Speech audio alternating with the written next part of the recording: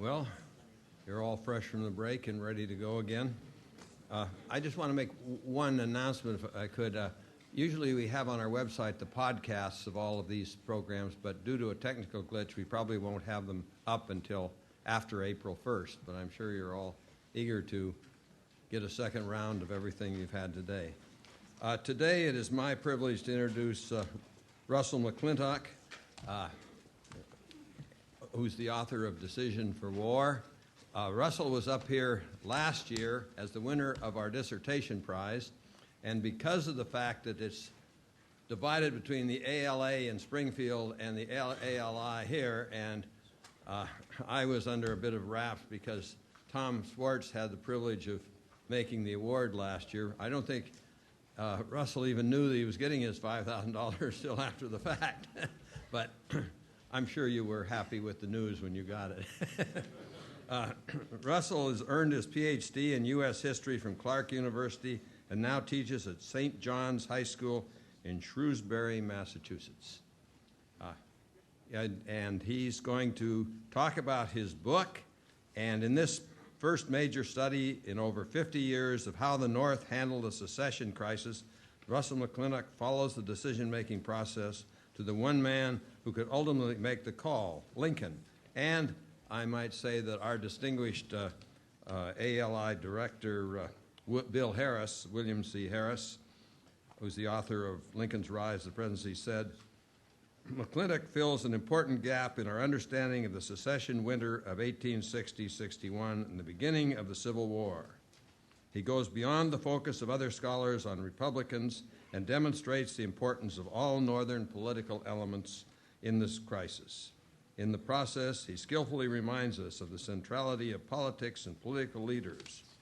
I might add, in reading the book, I found it fascinating, and I was rather taken with one statement that maybe you'll elaborate on, said, in fact, it would not be going too far to say that Lincoln's greatest success during the crisis came not from his statesmanship, which was limited, but from his expertise as a party manager, that is, from the same ability to rise above faction and to soothe egos and ambitions that had made him the unchallenged leader of the Illinois Party, the position that had permitted his nomination and subsequent election. With that, Russell McClintock.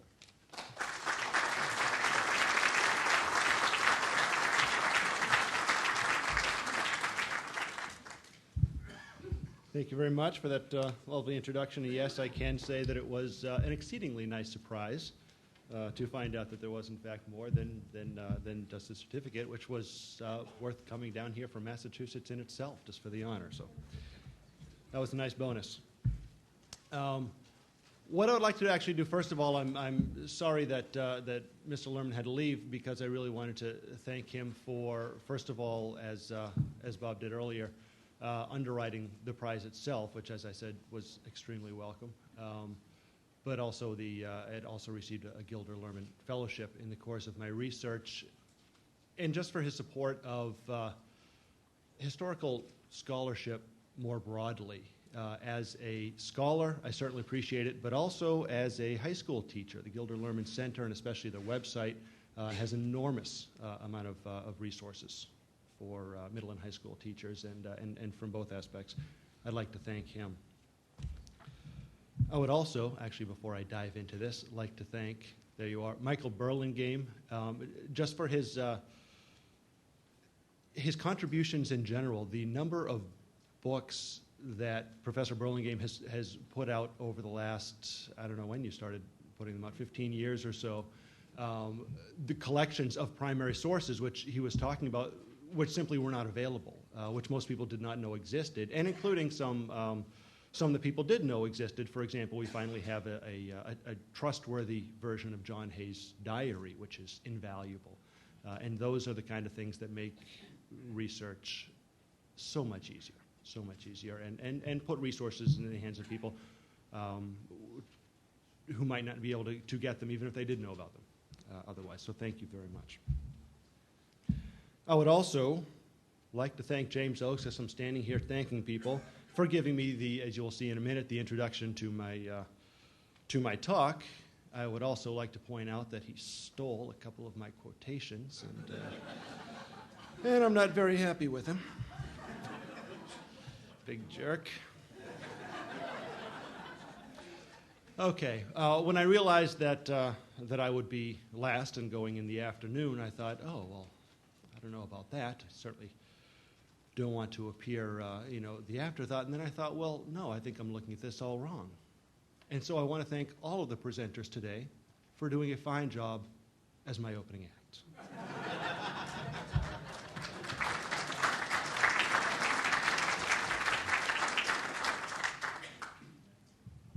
Okay, what I want to do, one final thing, and I swear I actually have something to say. This is going to be a little bit shorter. No, I know, it's okay. No, you're all disappointed. What I'd like to do, first of all, because I'm no fool, and I know it's the middle of the afternoon, and you've been in here a long time, and we've heard some fascinating talks today, but the fact is, by the time we get to the, matter of fact, I've even lost count. Are we up to number 5? Am I 4, 5? I don't even know anymore.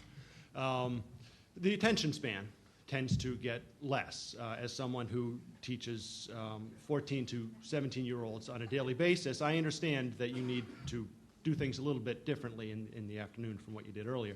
So I'm going to go a little bit shorter. I'm not going to use quite my full time. What I'm hoping, though, with Mr. Seller's agreement, is that what that will enable us to do is extend the question and answer period a little bit longer, because frankly, that's my favorite part anyway. That's a lot of fun for me. And so I'm hoping, with your okay, that we can do that. Hopefully get to a few more questions and answers. So, with no further ado. In an important recent essay in Civil War history, James Oakes, see, I told you. James Oakes noted that the recent explosion of Lincoln studies, while generally of great value and superb quality, has tended to focus narrowly on particular aspects of the man himself. Increasingly neglected has been the historical context in which he operated. I found the same thing over the past several years in the course of my research on the Northern response to secession in the winter of 1860-61. Research has tended to focus primarily on, well, Lincoln himself, first of all. What was he doing? It widens out to other aspects of high politics, like Congress, for example. James Buchanan, every so often somebody will throw him a bone. About 40 years ago, there were a couple of books on the Washington Peace Conference. This, and a handful, really a handful, of local studies, these comprise almost the entire body of scholarship on those critical 5 months when the North nearly tore itself apart, quarreling over whether to offer the South concessions in order to stay in the Union, and whether, if it came to it, to oppose secession. These were momentous questions, but the scholarship has been fairly narrowly focused. The great exception to this, Kenneth Stamp's And the War Came, which is a wonderful book, was published nearly 60 years ago. Now, Abraham Lincoln was, in fact, the lead actor in this drama, for in the end, the decision to go to war rather than permit secession was his. But this decision cannot be fully understood unless one views it within the larger Northern context. Now, there are any number of reasons for this, but as we go along today, I'd like you to keep in mind 2 in particular. 1, Lincoln was not in power for most of the crisis. He would not be inaugurated until early March. Of course, he's elected in early November. So throughout the winter, he had to work through others in order to achieve his goals. 2, Lincoln had to keep the Republican Party together. He knew that if its squabbling factions split, it would be impossible for him to govern. Now, what I want to do is take a look at 3 aspects in particular, and you may not notice the shift from one to another because they sort of flow into each other, in order to be able to get into at least a little bit of depth in the limited time. What I've done is limit myself in 2 ways in terms of exploring this larger Northern context. 1, I focused on his period as president-elect. I don't go past the inauguration. As a matter of fact, I don't quite get up to the inauguration. There are certainly examples after that. I'll throw a couple points about them maybe at the end, and I'd be more than happy to answer questions about, especially, Fort Sumter. 2, I knew there was a 2. What I want to do is focus on his relationship with the Republican Party. Of course, there are innumerable aspects of the Northern context of what's going on. But again, in order to be able to get into any depth at all and really explain what I'm talking about, I want to limit myself to his relationship specifically with the Republican Party. So, that said, I'd like to start with Lincoln's decision, so unlike the presidential transition we just went through, to remain at home in Springfield and remain silent on the developing crisis in the South. He refrains from making any public statements. Lincoln himself attributed this policy to the prediction that any public utterance he might make would merely encourage secession, promising yet again to respect the constitutional rights of Southern states, he wrote, would bear, quote, an appearance of weakness and cowardice that would encourage bold, bad men to believe they are dealing with one who can be scared into anything. Now, I want to stop right there for a moment because already there's an advantage to widening the angle of our lens beyond the president-elect himself.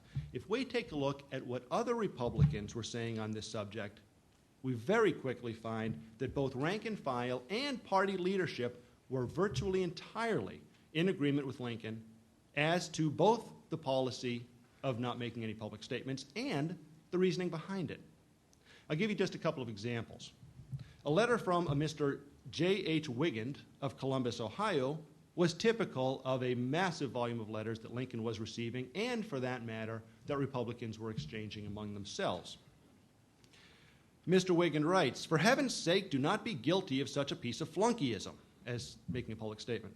"The North would despise such an act, and by it the South become more rampant in its foolish disunion threats." Party leaders across the North agreed, predicting, like New York Governor Edmund Morgan, that if Lincoln were to try to calm the waters, quote, instead of appeasing, it would only create an appetite for more. Now, fortunately for Lincoln, as we're going to see, this situation was not unusual. In fact, one of the single most important factors that helped the president-elect hold his party together through the crisis was that his views on almost every key issue coincided with those of the mass of Republicans. Yet, Lincoln held his tongue not just because he happened to agree with his fellow Republicans that speaking publicly would embolden Southern disunionists, but also because he knew that that's how they felt.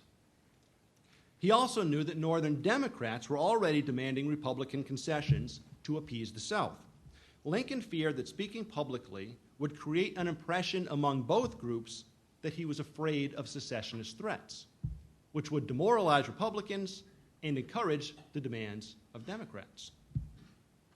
We see this in his analysis of the result on the one occasion early on when he made a slight exception to his silence policy, when, a few days before Senator Lyman Trumbull's November 20th speech in Springfield, Illinois, Lincoln leaked it to the press that the speech reflected his own views. As a matter of fact, he did more than that, although he didn't leak this part to the press. He actually wrote a couple of paragraphs for insertion into Trumbull's speech. In lambasting the press's response about a week after the speech, Lincoln did not reserve his disgust for the Southern papers that, he said, held the speech up to the South as an open declaration of war. He also vented his ire at Northern papers that, quote, endeavor to inflame the North with the belief that it foreshadows an abandonment of Republican ground by the incoming administration. In fact, in the letter in which Lincoln made these statements, he actually mentioned the Northern press before the Southern. So clearly, the idea that Northerners might think he was backing down from his party's principles disturbed Lincoln. So, since of course he also didn't want to give secessionists ammunition by taking a public hard line against secession, Lincoln decided that he would simply offer no more opportunities for the opposition press to twist his words one way or the other. He would stick to his original plan and say no more. They seek a sign, and no sign shall be given them, he wrote bitterly. He's going to adhere to that policy until about the middle of February, and we'll catch up with that then. More than party morale was on the line. The Northern response to secession would be in the hands of Congress for a full 3 months before Lincoln took office.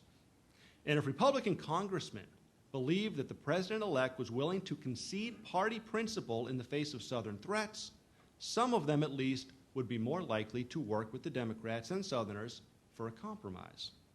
That was bad enough, but adding to the danger was that other Republicans would refuse to compromise, and the young party could easily splinter. It's very easy to forget just how young the Republican Party was. There was no such thing as the Republican Party until about 6 years prior to this. Most Republicans did not join the party until about 4 years prior to this, very shortly, within several months, just before the 1856 elections. 1860 was only the second national election the Republicans had ever run. And here in the second one, they win. What you have, as Professor Burlingame was pointing out earlier, is a very awkward coalition of people who had traditionally been political opponents, and they tended to come to the Republican Party for different reasons. And so Lincoln really has his hands full keeping these people together, and a major national crisis like this is exactly the sort of pressure that could, and constantly through the winter does, threaten to break this party into pieces. So this question of whether to compromise with the South, whether to offer concessions, could very well be the issue that the party breaks over. In fact, even before Congress met in early December, key Republican editors had already broken ranks to urge their party to make concessions on slavery. And in the first 2 weeks of the session, dozens of Republican congressmen began to follow suit. For example, Illinois Representative William Kellogg was among several who wrote to Lincoln asking for his views on compromise in light of a crisis that was much worse, seen from Washington, than it had seemed at home. Kellogg didn't wait for a reply. Confident that Lincoln would support him once he knew what was actually going on, Kellogg used his position on the House Crisis Committee, the Committee of 33, to make a specific compromise proposal. Several other Republicans also offered plans, and fully half of the Republicans on the committee, and they dominated the committee because the Speaker of the House was Republican, fully half of the Republicans on the committee voted in favor of a resolution that supported compromise regardless of whether the Southern discontents had any legitimacy. It's a very strong statement. Whether or not there's any legitimacy to Southern grievances, we think there needs to be a compromise. Half of the Republicans on the committee sign on to that. By the middle of the month, at least one pro-compromise congressman was convinced that the only thing preventing the party from actively working for compromise was uncertainty of Lincoln's views. So if he swings his opinion in the direction of this, it's probably going to get done. The crisis was also affecting party rank and file. Many conservative Republicans had joined the party not for its anti-slavery stance, but for its Whiggish economic promises in order to attract a lot of the voters who had voted for Fillmore and the American Party in 1856. The Republican Party by 1860 expands its platform to include a number of old Whiggish economic policies, so you get a lot of late-coming conservatives. The growing reality of disunion combined, and this is a tragically forgotten part of the secession winter, a steadily worsening financial panic, were leading these latecomers to advocate a compromise of the party's core issues. In both Boston and New York, for example, prominent Republicans were among the conservative social and business elite who issued joint calls, public calls for compromise. And in local Massachusetts elections in early December, Republicans took a beating compared to their showing of just a month earlier. Evidence that a reaction among the party's voters was indeed occurring. On the other hand, the large majority of Republicans continued to reject conciliation. Most party newspaper editors continued to condemn compromise, and heated letters poured into Washington from constituents across the North. Republican opinion appeared to be dividing. The danger of a party split was most apparent in Washington, where hardliners settled in to resist the efforts of their conciliatory colleagues. From Springfield, the president-elect wrote letters to key Republican congressmen and editors, urging them to, quote, there'll be a number of them in here. I'm going to stop saying the word quote. If it sounds like it's funny language, it's not mine. It's 19th century language. Prevent any of our friends from demoralizing themselves and our cause. Actually, that one I'm going to repeat again. That's a quote. I'm going to say it again. Gosh darn it. urging them to prevent any of our friends from demoralizing themselves or our cause. He goes on, if there be compromise, all our labor is lost, and ere long must be done again. This was not merely partisanship, though, of course, it was partly partisanship. Lincoln was convinced that if we surrender, it is the end of us and of the government. The Republican surrenders, the end of the party and of the government, he says. For weakness would merely encourage Southern radicals to repeat the experiment after every election, which would give the lie to majority rule and destroy the constitutional system. Therefore, the party must hold firm as with a chain of steel and call the secessionists bluff. The tug has to come, he concluded, and better now than at any time hereafter. Now, Lincoln's arguments against compromise, like his arguments for public silence, mirrored the sentiments of rank-and-file Republicans, again demonstrating how profoundly in tune with his party's opinion he was. Like him, they feared that compromise would damage the party. And I'll give you a quotation for each of these, an illustrative quotation. Let's see. Were the Republican leaders in Congress or out to favor compromise, we would be deader than ever the Whig Party was. Yes, apparently there are degrees of deadness. Like him, they thought compromise would sacrifice the gains of the election they had just won. If we yield 1 point, we are conquered, and our hard-won victory is a cheat, a delusion. Like him, they believed party principles and self-government were intimately linked.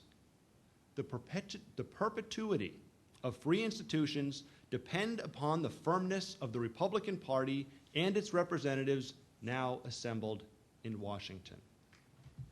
And like Lincoln, editors and constituents alike insisted that once they overcame this crisis, secession would no longer be a threat.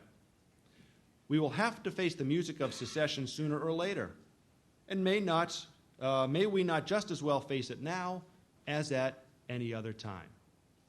So each of Lincoln's main points is echoed over and over and over again in the correspondence that Republicans are sending him, are sending each other, and especially sending to their representatives in Washington, particularly the ones on the Committee of 33. In this case, Lincoln's upholding the will of the party majority paid immediate dividends.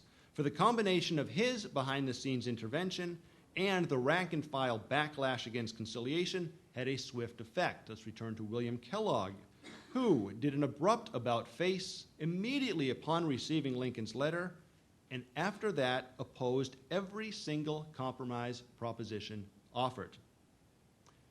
Within days, several observers reported a similar turnaround among conciliatory Republicans in general, and particularly among conciliatory Republicans on the Committee of 33. So Lincoln had succeeded in both of his goals, preventing Northern concessions and maintaining Republican unity. Even genuinely concerned Republicans hesitated to support compromise, fearful of splitting the party. And from that point forward, no substantive compromise proposal, and that's the key word, substantive. There were a couple of non-substantive proposals ever came close to winning Republican support in Congress again. Nothing that has any chance of actually resolving anything. We can discuss later the question of whether any proposition that anybody made actually had a chance of resolving the crisis as a whole, but we'll save that one. That left, and here we get to the crisis's most fascinating character, that left compromise's most committed Republican champion, New York Senator William Seward, to encourage conciliation from the shadows. When, in mid-January, Seward did deliver a major speech urging a diplomatic resolution to the crisis, it was so watered down as to be nearly meaningless. There is actually very strong evidence that Seward was privately willing to support the popular Crittenden Compromise proposal. Publicly in the speech, he called merely for a constitutional convention, not even to meet immediately, but 1, 2, or 3 years hence. In other words, after public passions had died. That's really about all he says. In terms of hard compromise proposals, let's call a constitutional convention to talk about this sometime. Privately, Seward grumbled, "I could not compromise a principle if I would, for there's nobody to go with me." Pressure to toe the party line was so great that he was forced to reassure the Republican caucus that, quote, and this is Charles Sumner actually writing to Massachusetts Governor John Andrew, what he had said was only for a speech. He had no idea of bringing his propositions forward, that they would split the Republican Party. And that's the great fear. We find this in the writings of other conciliatory Republicans as well. They don't want to go public. They're afraid to act in such a way that the party is going to be divided against itself. Yet, Seward did continue to work behind the scenes. Elections for secession convention delegates were being held throughout the Upper South in early February. Desperate to manufacture, and that's what he has to do, is manufacture enough optimism to enable Unionists to triumph in these elections, Seward secretly assured opposition senators Stephen Douglas and John J. Crittenden that Lincoln had privately authorized major Republican concessions. As Seward planned, the two anti-Republican leaders issued hopeful public statements, which Upper South Unionists used to great advantage. In addition to that, Seward and his allies leaked their own rumors of imminent Republican support for a compromise. The ruse worked brilliantly. Hardline Republicans spoke bitterly of being sold out, but exultant Southern Unionists won lopsided victories that leaders attributed to the impending compromise. By the time it became apparent that no such compromise was forthcoming, the elections were safely passed, and a national peace conference had met in Washington, distracting attention for a few crucial weeks until Congress adjourned and Lincoln was safely inaugurated. This is what Seward is doing in Washington. In Springfield, Lincoln, like Seward, was also busily directing events from offstage. He was not aware of the New Yorkers' machinations, but he did know that Seward favored compromise and that he was in constant contact with Southern Unionists. Lincoln, still trying to nurture a Unionist reaction in the South by not appearing antagonistic. And that's really about as far as Lincoln is willing to go to help the Southern Unionists. He's going to try as hard as he can not to antagonize Southerners. So he's still trying to do this. In the days before the pivotal Virginia election, he privately informed Seward that any compromise that merely guaranteed the South's explicit constitutional protections would be acceptable. He actually runs through a list of them, but that's essentially what's at the core of the list that he gives. If they actually just guarantee what Republicans already agree are the South's constitutional protections, that would be okay. Even this concession sent Seward into paroxysms of glee. I just really wanted to use the word paroxysms. I got to admit. It's a lot of fun. You should try it, but not right now. At about the same time, Lincoln oversaw the writing of an editorial in Springfield, which was subsequently summarized for national exposure in the New York Herald, that disavowed coercion, which was the talk of the day, in favor of the more passive-sounding enforcement of the laws, and declared that force would be used only to defend federal property against aggression. So this is the kind and gentle-sounding Lincoln, going as far as he can to support Southern Unionism. But at the same time, Lincoln acted to shore up the faith of the anti-compromise Republican majority, while simultaneously crushing the rumored Republican support for compromise, which of course isn't necessary because it doesn't exist, but only Seward knows that. The Herald reported that the president-elect, quote, stands immovably on the Chicago platform, and he will neither acquiesce in nor counsel his friends to acquiesce in any compromise that surrenders one iota of it. The report added that one of the first acts of his administration will be to renew the attempt to reinforce Fort Sumter and demand the restoration of the already seized federal property of the rebellious sovereignties. Lincoln was also quoted as saying, "I will suffer death before I will consent or will advise my friends to consent to any concession or compromise which looks like buying the privilege of taking possession of this government to which we have a constitutional right. I should regard any concession in the face of menace, the destruction of the government itself." So we really have mixed signals coming out of Springfield at this point. Privately, he directed Illinois state legislators to go ahead and appoint delegates to the upcoming Washington Peace Conference, but to find men who could be counted upon to ensure that the convention produced no substantive compromise proposals. Perhaps most significantly, it was at this time that Lincoln drafted a hardline inaugural message, the first draft of his inaugural, in which he condemned secession as the essence of anarchy, explicitly rejected compromise, pledged to recapture hijacked federal forts, and warned Southerners to back down, challenging them in the address's close. "In your hands, my fellow countrymen, and not in mine, is the momentous issue of civil war. With you, and not with me, is the solemn question of shall it be peace or a sword?" Like his decision to maintain public silence, this stern address was certainly intended to let secessionists know that the North would no longer be bullied. But in light of the other hardline signals that Lincoln was sending at the time when he wrote it, in late January and early February, it was just as clearly meant to reinvigorate the anti-compromise Republican majority.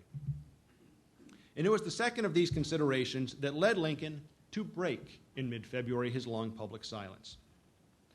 Lincoln had allowed Seward as much slack as he dared, but now that Southern Unionism had proved itself, he began to rein the incoming Secretary of State back in. With the Virginia and Tennessee elections safely passed, it was time, Lincoln decided, to bolster Northern resolve and to send a strong message to Republican representatives in Congress and at the Peace Conference, then meeting in Washington. On February 11th, he left Springfield for the long journey to Washington, stopping to greet massive crowds at cities and towns and whistle stops along the way. On the evening of the first day in Indianapolis, Lincoln pronounced that it would not be coercion for the government to retake its lost southern forts. To great laughter and loud cheers, he added, in regard to anyone who might disagree, in their view, the Union, as a family relation, would not be anything like a regular marriage at all, but only as a sort of free love arrangement. Lincoln ridiculed secession, inquiring, by what principle of original right is it that 1/50th or 1/90th of a great nation, by calling itself a state, have the right to break up and ruin that nation as a matter of original principle? To the amusement of his audience, he concluded innocently that he was deciding nothing, but simply giving you something to reflect upon. Over the next week and a half, as Lincoln wound his way eastward, he continued to speak in the same vein, always expressing a firm desire for peace, but adding increasingly strong words against secession. To most Republicans, Lincoln's remarks struck an excellent balance of magnanimity and firmness.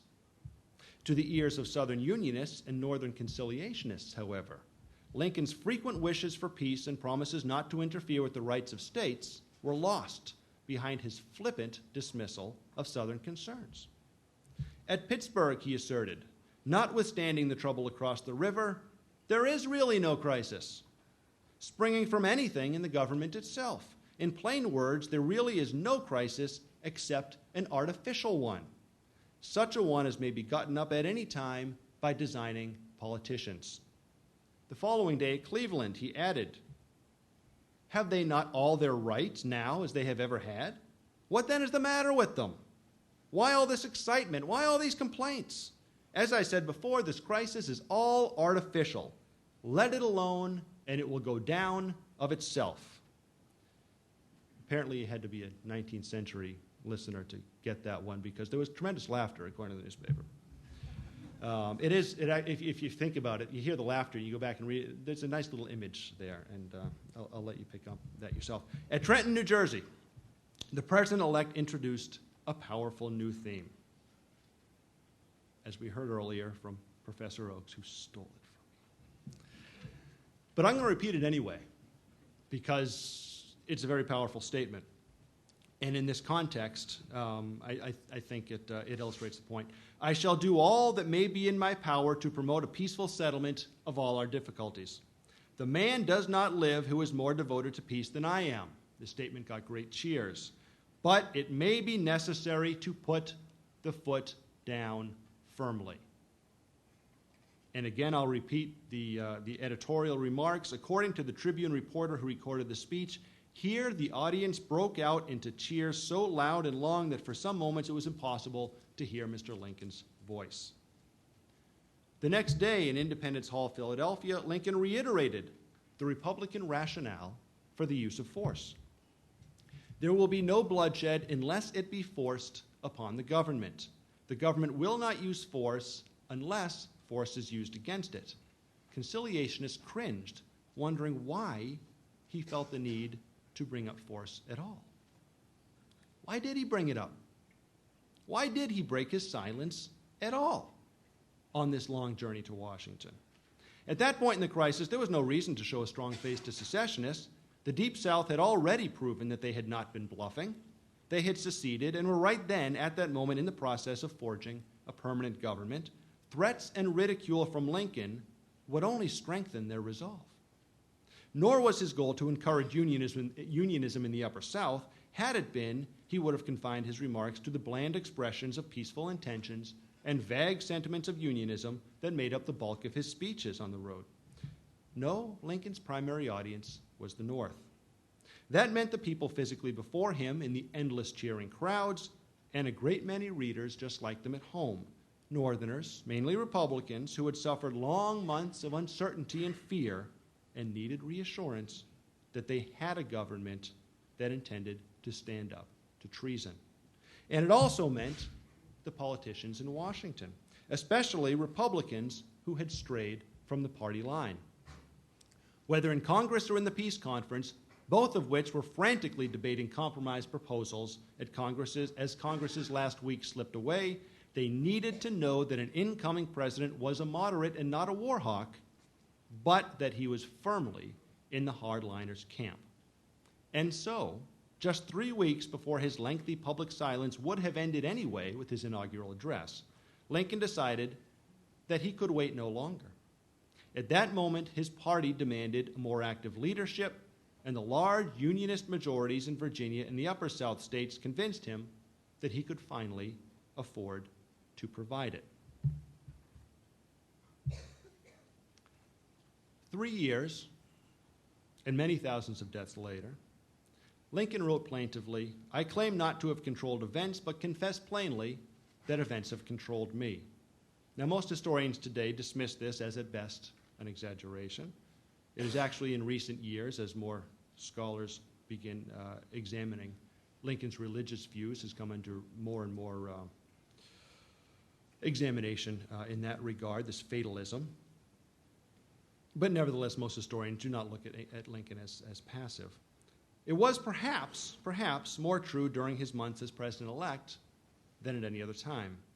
Lincoln was not passive, certainly. He took a very strong leadership role in controlling his party's response to secession.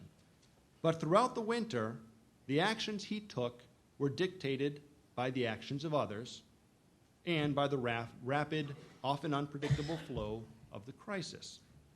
Until he took office in March, he was not in control of the federal government's actions, and so he remained in the background, allowing conciliationists to allay unionist fears when he felt he could, but stepping in when he felt he needed to keep Republicans from compromising away anything of real value, and to prevent his fragile young party from disintegrating under the pressure of its first test under fire. Thank you.